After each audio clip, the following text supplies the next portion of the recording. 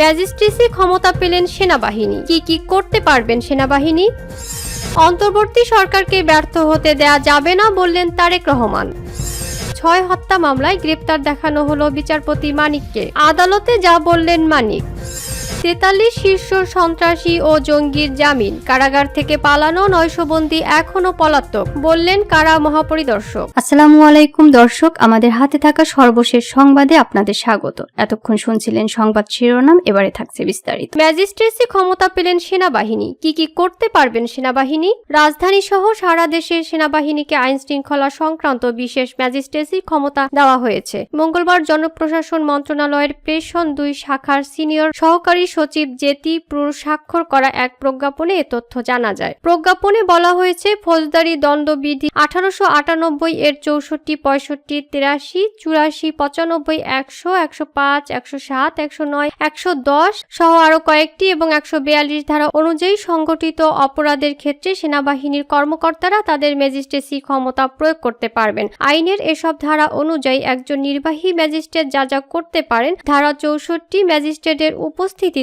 অপরাধ সংগঠনকারী ব্যক্তিকে গ্রেপ্তার করার বা গ্রেপ্তারের নির্দেশ দেওয়া এবং হেফাজতে রাখার ক্ষমতা। ধারা 65, গ্রেপ্তার করার ক্ষমতা বা তার উপস্থিতিতে গ্রেপ্তারের নির্দেশনা যার জন্য তিনি গ্রেপ্তারি পরোয়ানা জারি করতে পারেন। ধারা 83 ও 84-তে ওয়ারেন্ট অনুমোদন করার ক্ষমতা বা ওয়ারেন্টের অধীনে গ্রেপ্তার হওয়া অভিযুক্ত ব্যক্তিকে অপসারণের আদেশ দেওয়ার ক্ষমতা। ধারা 95(2) নথিপত্র ইত্যাদির জন্য ডাক ও টেলিগ্রাফ কর্তৃপক্ষের দ্বারা অনুসন্ধান এবং আটক করার ক্ষমতা। ধারা 100, ভুলভাবে বন্দী ব্যক্তিদের হাজির করার জন্য অনুসন্ধান ওয়ারেন্ট জারি করার ক্ষমতা। ধারা 105, সরাসরি তল্লাশি করার ক্ষমতা। তার ক্ষমতাপ্রাপ্ত ব্যক্তি উপস্থিতিতে যে কোনো স্থানে অনুসন্ধানের জন্য তিনি সার্চ ওয়ারেন্ট জারি করতে পারেন। ধারা 107, শান্তি বজায় রাখার জন্য নিরাপত্তার প্রয়োজনীয় ক্ষমতা। ধারা 109, ভবঘুরে ও সন্দেহভাজন ব্যক্তির ভালো আচরণের জন্য নিরাপত্তার প্রয়োজনীয় ক্ষমতা। ধারা 110, ভালো আচরণের জন্য নিরাপত্তা প্রয়োজনীয় ক্ষমতা।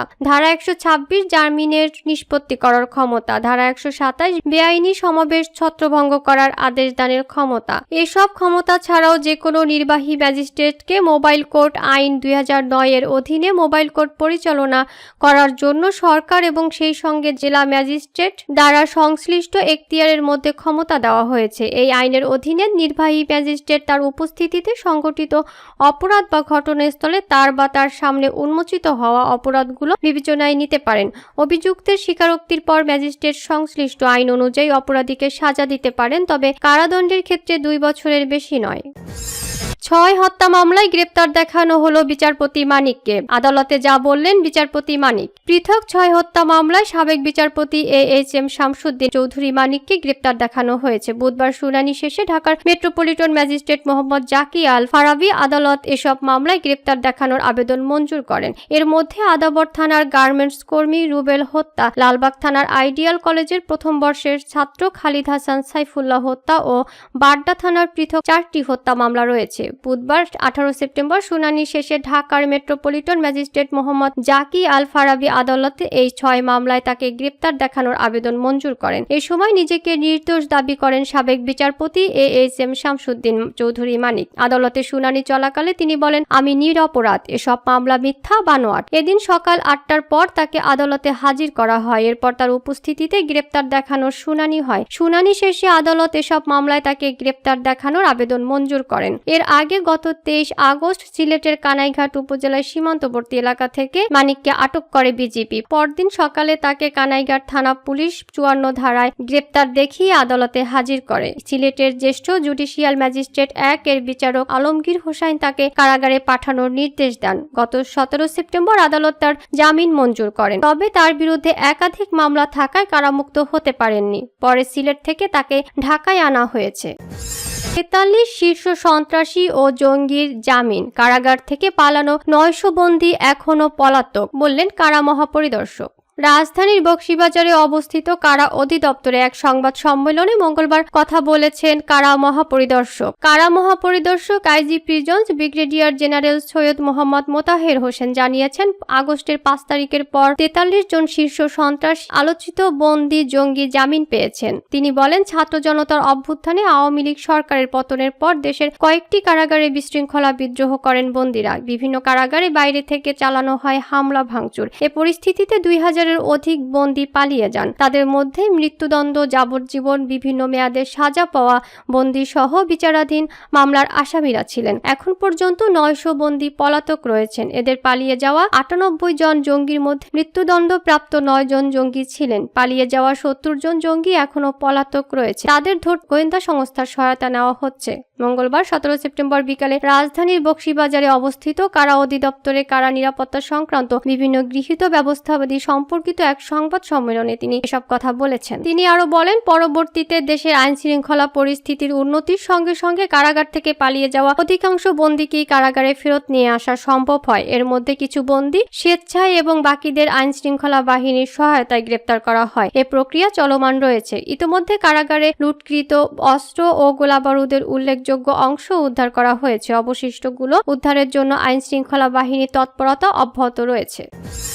অন্তর্বর্তী সরকারকে ব্যর্থ হতে দেওয়া যাবে না বললেন তারেক রহমান। ডক্টর ইউনূসের নেতৃত্বাধীন অন্তর্বর্তী সরকার হাজারো শহীদের রক্তের বিনিময়ে লাখো কোটি জনতার অভ্যুত্থানের ফসল উল্লেখ করে বিএনপির ভারপ্রাপ্ত চেয়ারম্যান তারেক রহমান বলেছেন, এই সরকারের কোনো কার্যক্রম সবার কাছে হয়তো সাফল্য হিসেবে বিবেচিত নাও হতে পারে, কিন্তু এই সরকারের ব্যর্থতা হবে আমাদের সবার ব্যর্থতা, বাংলাদেশের পক্ষে গণতন্ত্রকামী জনগণের ব্যর্থতা। এটি আমাদের প্রত্যেকের মনে রাখতে হবে। সুতরাং এই অন্তর্বর্তীকালীন সরকার কোনোভাবেই ব্যর্থ হতে দেওয়া যাবে না। তিনি বলেন, দেশ বিদেশ থেকে নানা রকমের উস্কানিতেও জনগণ অন্তর্বর্তী সরকারকে ব্যর্থ হতে দেবে না। তবে অন্তর্বর্তীকালীন সরকার যাতে নিজেরাই নিজেদের ব্যর্থতার কারণ না হয়ে দাঁড়ায় সে ব্যাপারেও তাদেরকে সতর্ক থাকতে হবে। মঙ্গলবার রাজধানীর নয়াপল্টন বিএনপির কেন্দ্রীয় কার্যালয়ের সামনে বিএনপির উদ্যোগে আন্তর্জাতিক গণতন্ত্র দিবস উপলক্ষে সমাবেশে প্রধান অতিথির বক্তৃতায় তিনি এসব কথা বলেন। তারেক রহমান ভিডিও কনফারেন্সের মাধ্যমে সমাবেশে যুক্ত হন। বিএনপির ভারপ্রাপ্ত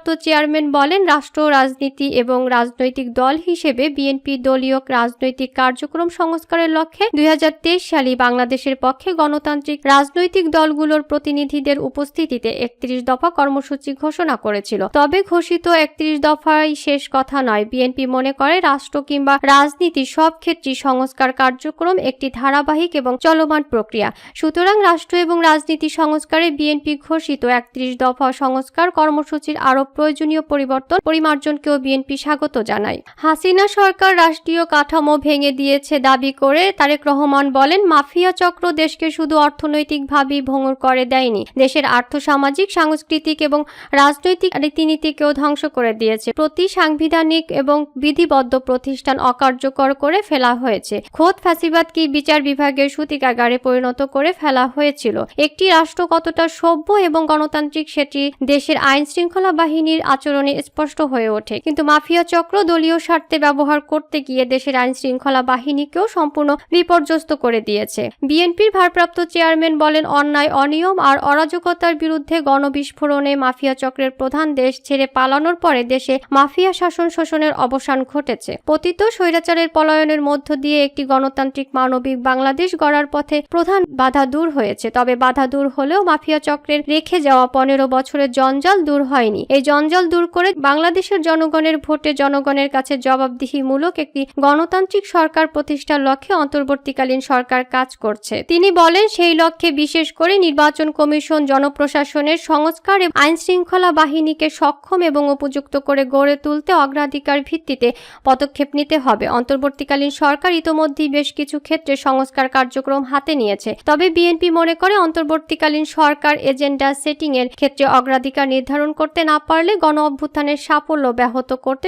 ষড়যন্ত্রকারী চক্র নানা সুযোগ নিতে পারে। এর কিছু আলামত ইতিমধ্যেই স্পষ্ট হয়ে উঠেছে। বিএনপির ভারপ্রাপ্ত চেয়ারম্যান বলেন, এবারের গণ অভ্যুত্থানের চরিত্র অতীতের যে কোনো গণ অভ্যুত্থানের চেয়ে ব্যতিক্রম। কেন ব্যতিক্রম? কারণ পলাতক স্বৈরাচারের অবৈধ শাসনকালে সব গণতান্ত্রিক অধিকার, মানবাধিকার হারিয়ে জনগণ পরাধীনতার শৃঙ্খলে আবদ্ধ হয়ে পড়েছিল, দেশের স্বাধীনতা, সার্বভৌমত্ব হারাতে বসেছিল। তিনি বলেন, তাই এবারের গণ অভ্যুত্থানের মধ্য দিয়ে কেবল মানুষের অধিকারই প্রতিষ্ঠা প্রতিষ্ঠিত হয়নি, দেশের স্বাধীনতা সার্বভৌমত্ব রক্ষা পেয়েছে।